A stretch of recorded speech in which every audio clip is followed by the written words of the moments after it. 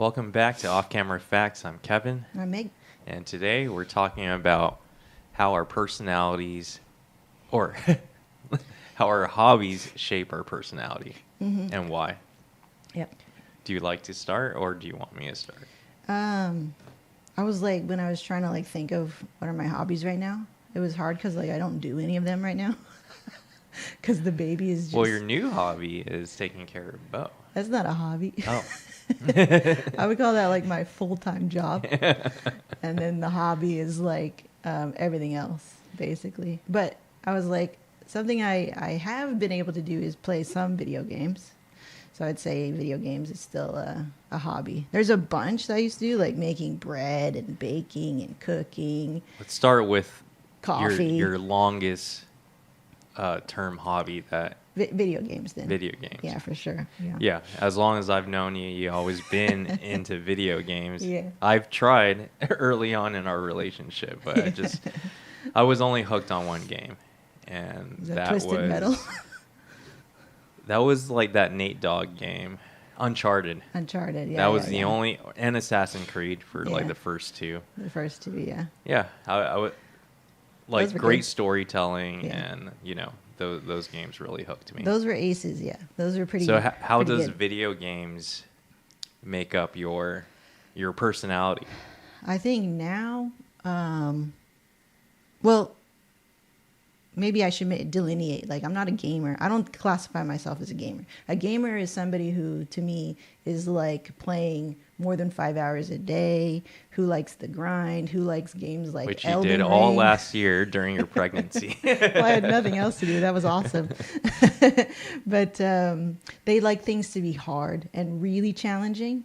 I think nowadays, and for I could think a majority of the time, I don't like things to be too challenging. If it's too hard, like an Elden Ring or I don't know what they are, like Diablo or something like that. Those are games that I'll never touch. And specifically a console gamer, so a PS5 console, no Xbox. Some Switch. I got some Switch in there. But I think why it makes up my personality so much is because it's an escape, obviously, but it's also a way for me. I don't take it lightly when there's good storytelling, good characters, good grinding in a way that doesn't feel like I have to devote my entire life to it. I can check in, I can check out, and the story is great. So to me, it's like watching a really good TV show or a good movie where you get invested with the characters and you escape in those characters. And so if the game is too challenging, it makes you mad, obviously. It does. I don't like to does rage that affect play. you in any way?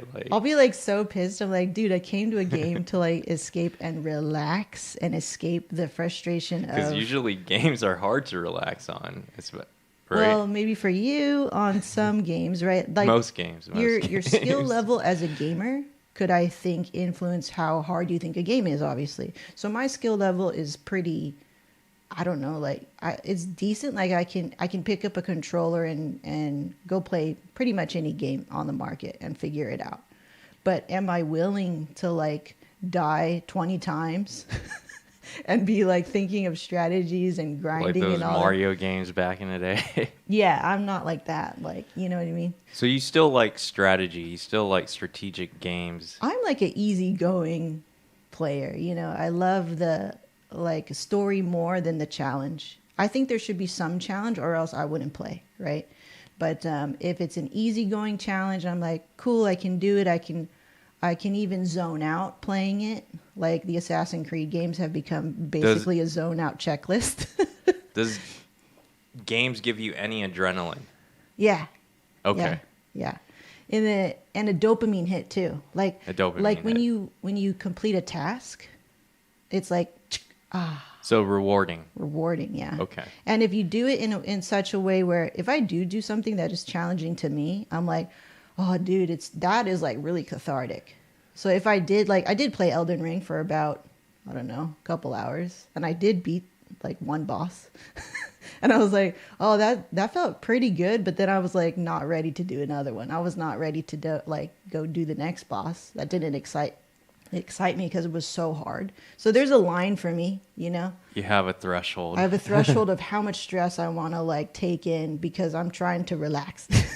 I'm trying to have a good time. Yeah, I mean, that's very true. Yeah. Yeah, if a game is way too easy, you're having too much dopamine and it gets old. It gets old. You get bored. Yeah. So, which explains your personality of finding balance in your life, and you like everything to be balanced, just like how you cook your meals. Everything tastes balanced. Nothing's overly salty or nothing's overly sweet. Well, for you, it's salty, and for me, it's not.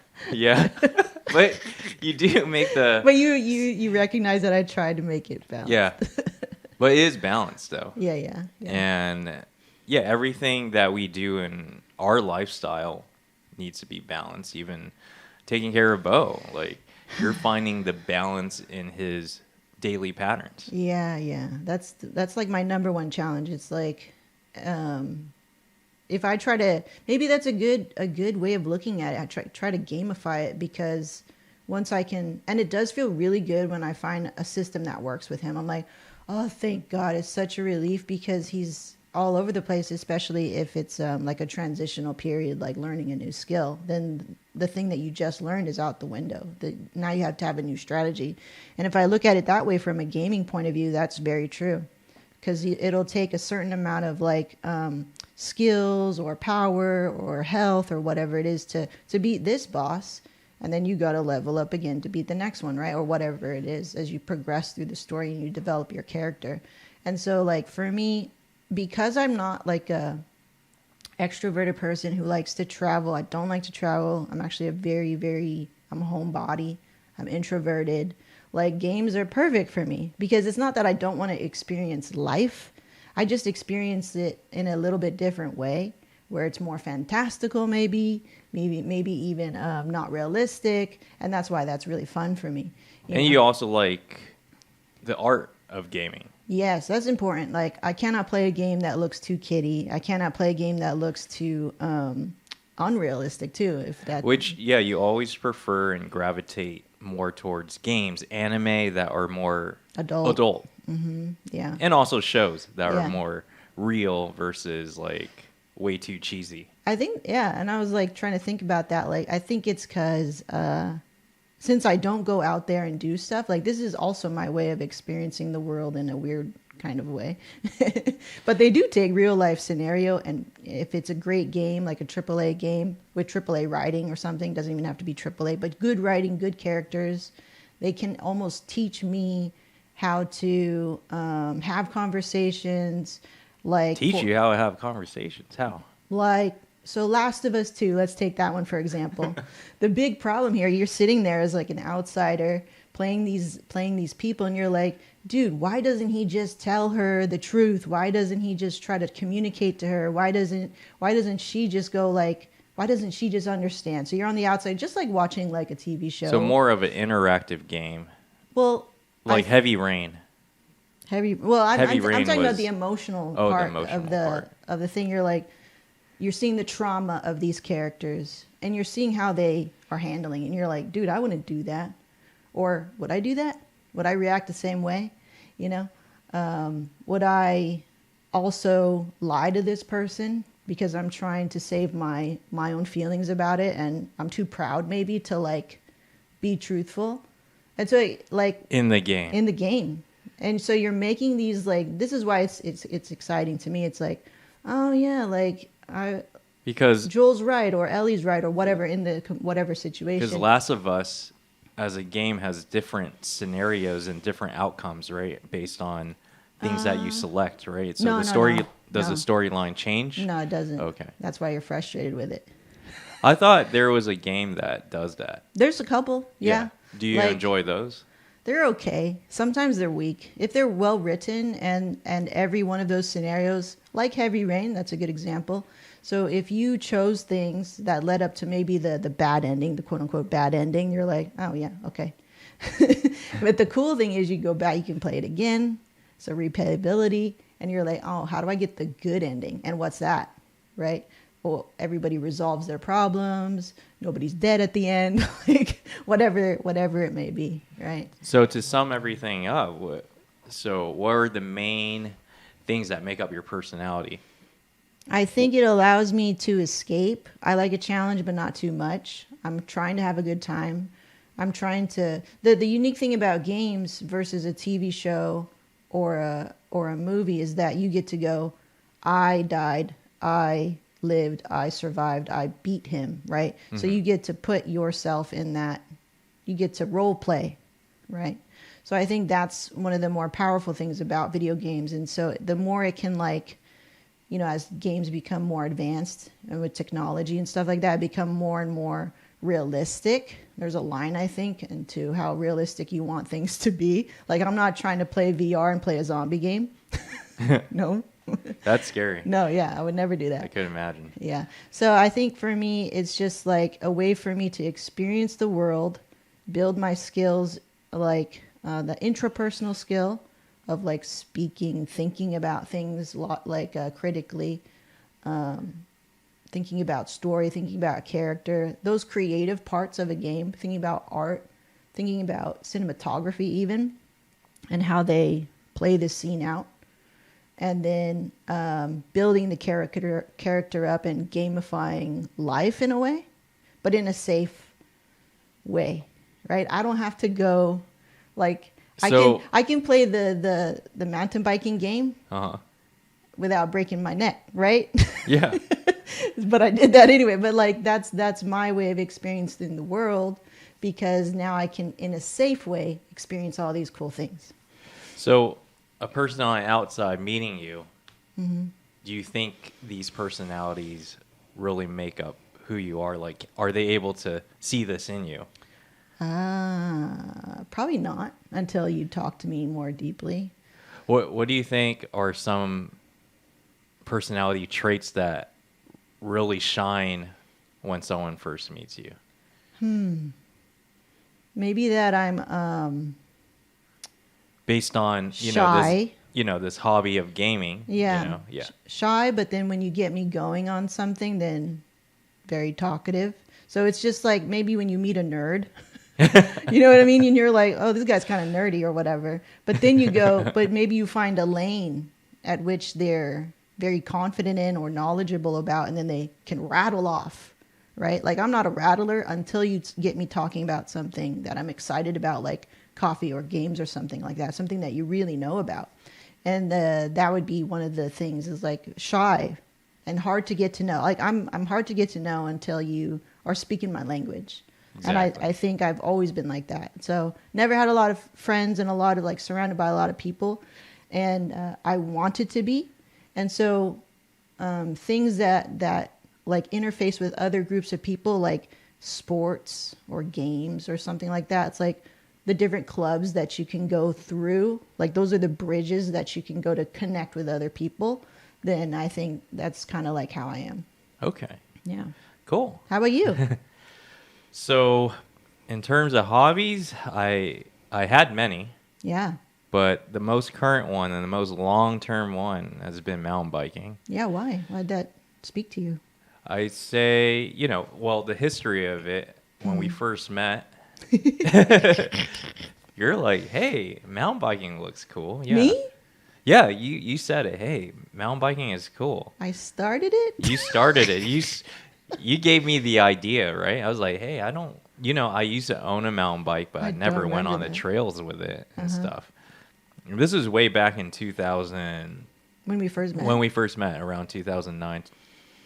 And you gave me the idea, and I was like, okay, I want to try this out. Because when we first met, all I did was go to the gym and just run around the neighborhood. Well, you were surfing and stuff too, weren't you? Yeah, but not that much. It wasn't that serious. So you gave me the idea. I went to the bike store, came back with 2 bikes. Oh, yeah. One for you and one for me. I was like, oh, okay. I didn't ask for it too.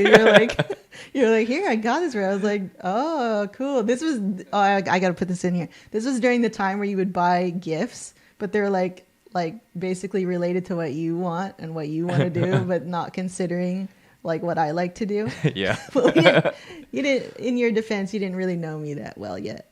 So you got one, I got one, and I was That's like, still okay. cool though. Cool, great gesture, great gift. And then we we went, and there's a photo of you just like butt tired from climbing the trails. I was mad actually, yeah. Yeah. Because I was like, And I didn't know what I was getting, like what kind of sport this was. I knew the kind of sport just involved in going downhill, right? And I thought that was the fun part. I didn't know, obviously, very stupid, right? You gotta, in order to go downhill, you gotta climb the hill. So, yeah, I didn't know that part. I hate that part. Everyone hates that part. Do you hate that part, or you're... I enjoyed that part after a while, you know. But when really? starting off back in 2010, that was not my favorite part. Yeah. And I first got hooked as I found out like my cousin was into it, so we all went together.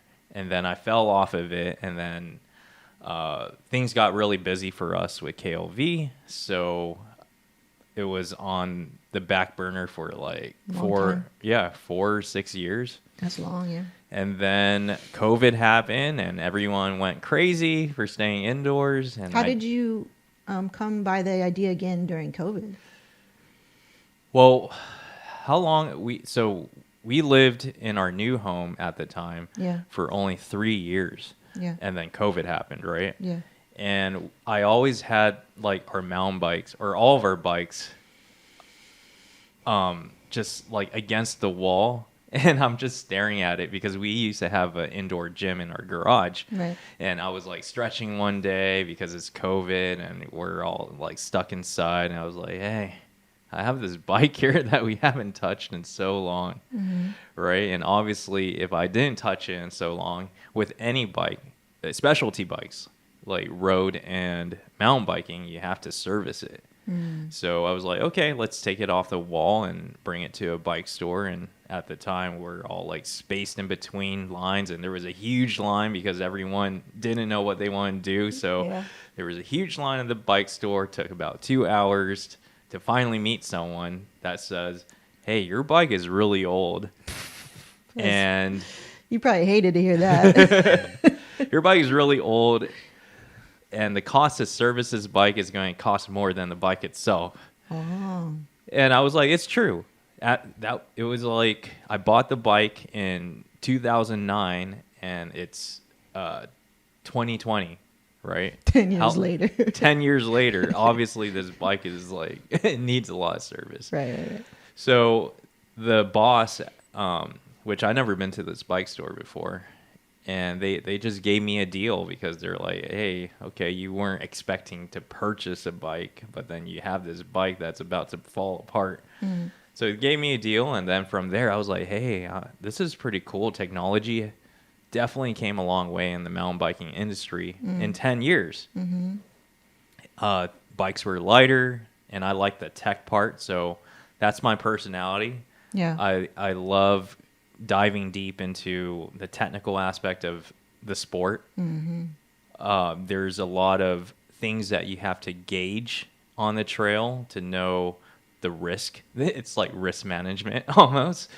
So that strategy, is it like strategy? It's very strategic. You like strategy, yeah. How do you approach a certain like trail? Like you just can't just go for it. You have to scout it, which why I fell into it kind of relates to KLV and how I scout locations, because I form a plan, and I like in this hobby of mountain biking, you have to have a plan. And you like to explore too. And I love to explore.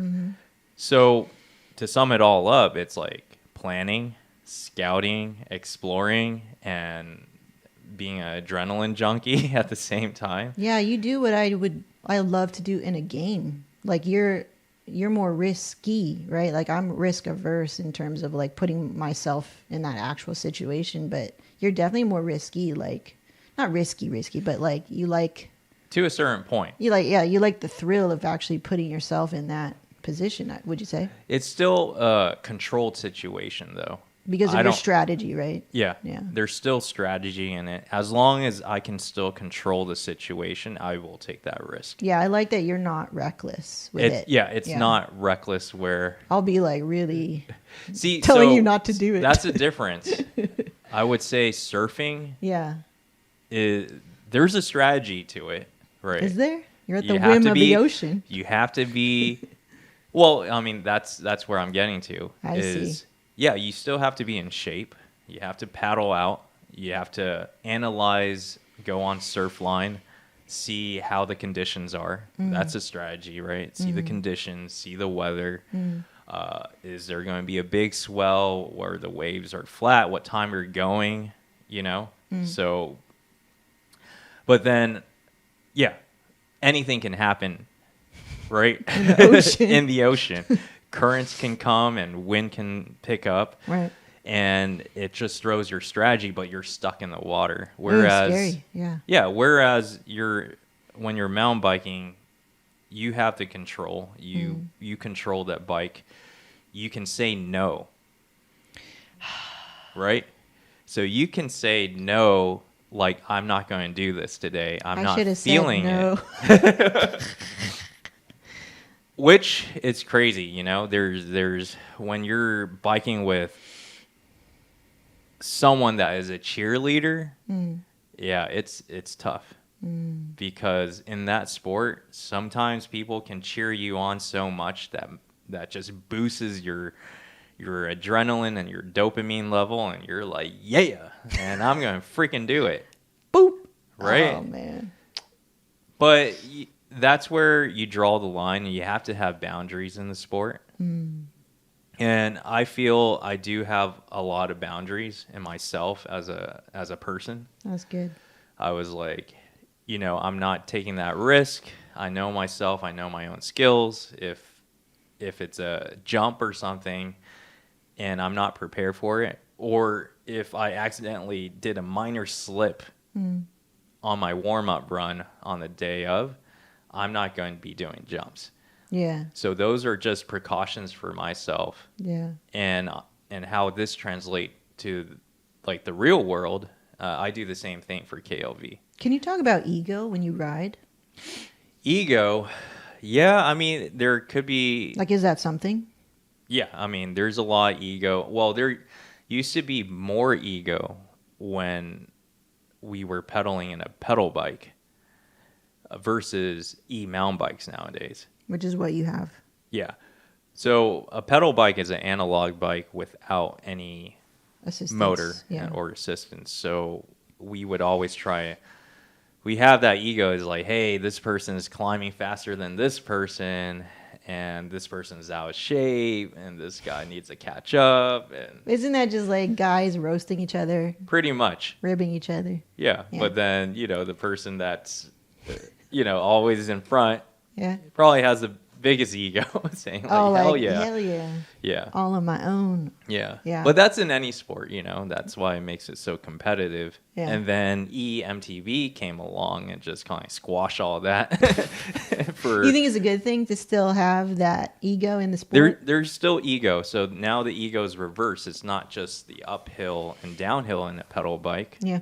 Because there's also ego in the downhill. Now EMTB is how fast... EMTB. Yeah, how fast you can make up the trail and go down the trail, and then, and it's just not based on speed. It's also features. Like, are you hitting all the features like a video game? Are you doing every single little level and those hidden levels within the first level, or, So what do you love about it now? Like, so you started it back in COVID. How did you fall in love with it?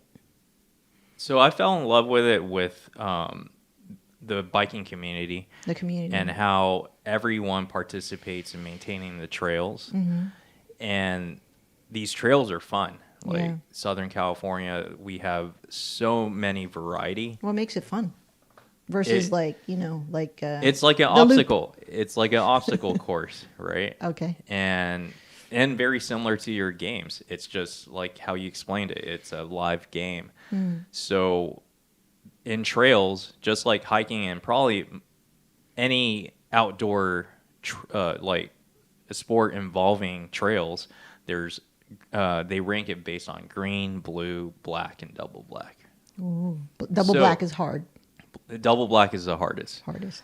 So green is basically for casual people that are just getting into the sport, not expecting any obstacles, and it's pretty easy going, flat, boring. And then you step up to like a blue trail that's more, it's not quite intermediate, but you're still a beginner bridging into the intermediate trails.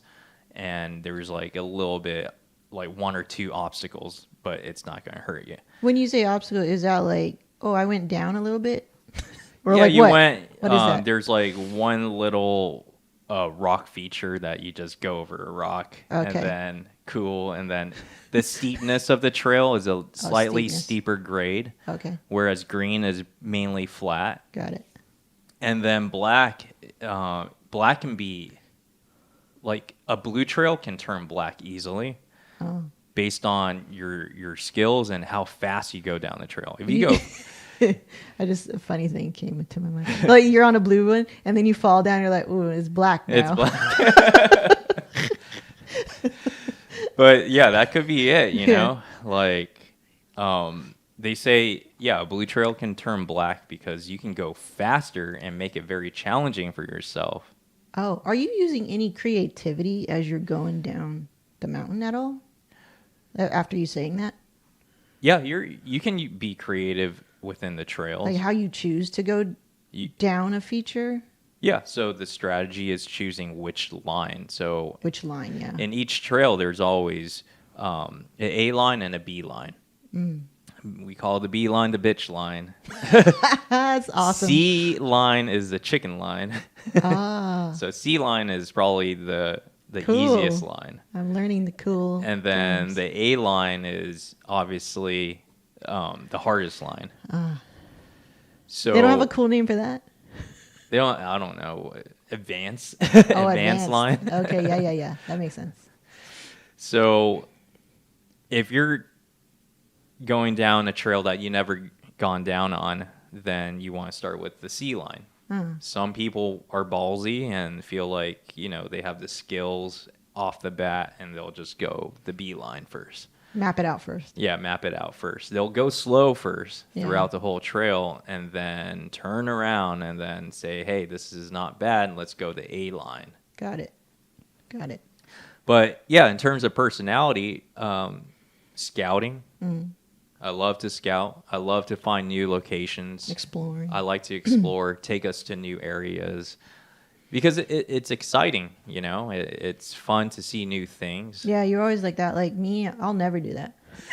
Yeah, the moment your parents moved to Washington, the first thing I wanted to do was let's see all these places like Yeah. surrounding them. I'm like, can I go to sleep? So discovery, right? I Got it. love discovering new hidden gems. Yeah. And I would say early on in my career in KLV was I felt we were known for that.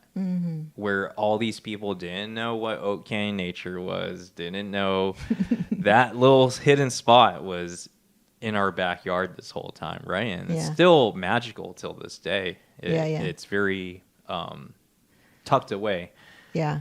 Even the redwoods. I like that, how you found, like, to me, because I hate the obvious choice. I hate the popular choice because it's always going to be, like, everybody's there. But, like, what secret off-canter place, and you always found a way to make it beautiful and still look like the popular spot, you know?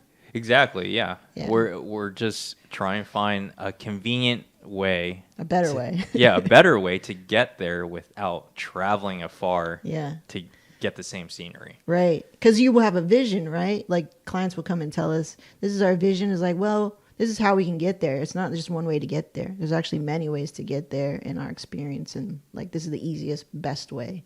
Like, what's the least amount of work, Exactly. right? We're not trying to make it so difficult and stressful. Like, Yeah. let's make it as fun as possible, easy as possible. Because we've done it all. Yeah. To and get the we- best result, right? to get the best result. Yeah. I think that's very smart. And the risk is, I would say that applies to both of us as business owners. You're very risky. I mean, now that you're getting into stocks too, maybe we can talk about that later. But like you have this sort of, I think that's a male kind of quality too. Like just to push the boundaries and go forward and challenge the limitations or your own boundaries. I think it's a very male thing, you know. I don't know. Would you agree? Yeah, I agree. I mean, I would say every person is different. Yeah. So Like every that's person, really not me. yeah, every person will take. I would say every person is risking. The moment you walk out this door and jump in a car, that's a risk. Yeah, don't say it. So I'm just saying everyone takes risk at a certain level. Yeah. But no, yeah, I enjoy strategizing, putting myself in things that involves technicality and risk, but also strong risk management is always key to me versus being reckless, like you said. Got it. Cool. Well, thank you for joining us. The baby is awake, so we have a good 5 minutes. We want to close out. Anything else? Thank you for chiming in, and we'll share more, and we'll see you next time. Bye. Bye. Cool. Good.